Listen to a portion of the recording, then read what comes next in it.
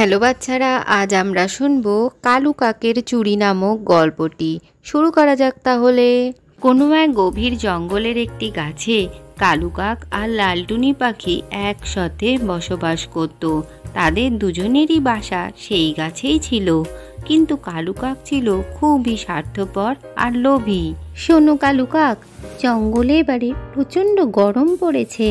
আমার তো খুব চিন্তা হচ্ছে জঙ্গলে কোনো খাবার এরপর পাওয়া যাবে কি না। তুমি নিজের জন্য কিছু খাবার এখন থেকেই জোগাড় করতে থাকো। আরে না না টুনি, তুমি বেকার চিন্তা করছো। ওসব কিছুই হবে না। আর সময় মতো আমি আমার খাবার ঠিকই জোগাড় করে নেব। এখন করার কোনোই দরকার নেই। লালটুনি পাখি কালু কাকের কোনো কথাই না শুনে নিজের মতো করে খাবার জোগাড় করতে থাকে। সে সকালে বেরিয়ে একেবারে সন্ধ্যের সময় খাবার জোগাড় করে বাসাতে ফেরে। সে অনেক কষ্ট করে খাবারের জোগাড় একটু একটু করে করে আনে। লালটুনি পাখি প্রতিদিনই খাবারের সন্ধানে বাইরে যায়, আর তারপরে এক এক করে খাবার রাখতে রাখতে তার বাসায় অনেক খাবার একসাথে জমা হয়ে যায়। এদিকে জঙ্গলে একটুও বৃষ্টি না হওয়ায় চারিদিক একেবারেই শুকিয়ে যায়। কোথাও কিছুই পাওয়া যায় না। নদী নালাও একেবারে শুকিয়ে যায়, গাছেও কোনো পাতা দেখা যায় না। এদিকে কালু কাক নিজেও কোনো খাবার জোগাড় করতে না পেরে এদিক ওদিক ঘুরে বেড়াতে থাকে। কিছুই খাবার না পেয়ে কালু কাক এবার বাসায় ফিরে আসে।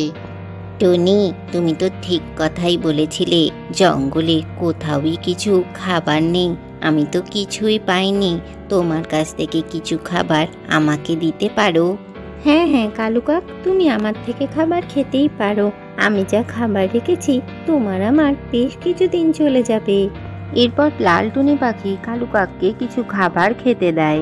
টুনির কাছ থেকে খাবার খেয়ে কালু কাকের লোভ আস্তে আস্তে বেড়ে যেতে থাকে।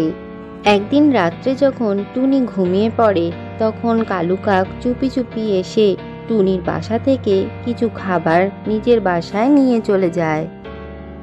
টুনি সকালে ঘুম থেকে উঠে দেখে তার বাসার মধ্যে অনেক খাবার কমে গেছে। তখনই সে একটা বুদ্ধি খাটিয়ে ফেলে।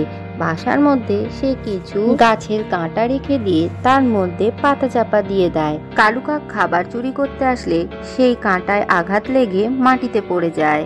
টুনিও তখন গাছ থেকে নিচে নেমে আসে, আর কালুকে চুরি করতে দেখে সে অবাক হয়ে যায়। এ কি কালু কাক, আমি তো তোমাকে আমার থেকে খাবার দিচ্ছিলামই, তাও তুমি আমার ঘর থেকে খাবার চুরি করে খাচ্ছিলে। এটা তো তুমি একেবারেই ঠিক করনি। তুমি নিজেও খাবার জোগাড় করনি, আর আমি তোমাকে সাহায্য করলাম বলে তুমি সাহায্যের এই প্রতিদান দিলে। হ্যাঁ টুনি, আমি খুবই অন্যায় করেছি। খাবারের লোভ সামলাতে না পেরে আমি চুরি করেছি। তুমি আমাকে ক্ষমা করে দিও। এরপর থেকে আমি আর কোনোদিন এরকম করব না, আর নিজের খাবার আমি নিজেই জোগাড় করে আনবো।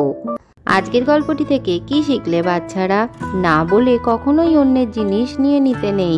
ভিডিওটি ভালো লাগলে চ্যানেলটিকে লাইক ও শেয়ার করে সাবস্ক্রাইব করে দিও।